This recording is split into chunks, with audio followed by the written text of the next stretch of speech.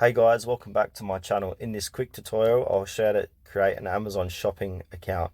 Please make sure to watch this video to the very end so you don't miss out on important information. In saying that, let's dive in. Alright, the first thing you need to do is head over to your Play Store and in search, type in Amazon.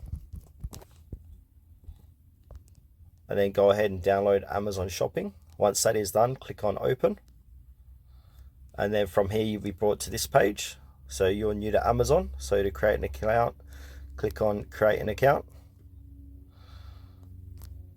Alright, and then from here, add in your first and last name, mobile number, and create a password. I'll go ahead and do that now.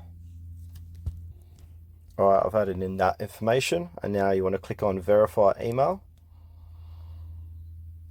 So now you need to go to that email address where they've sent a one-time password. Alright, so you should get an email like this from Amazon, verify a new Amazon account. Click into that, and now you want to do is copy that one-time password. And now head back over to Amazon, put in that one-time password there, and then click on create your Amazon account. And there you go, that's how you create your Amazon account. If you want to have a look at your account, click on to you. And then you can look at your account info here,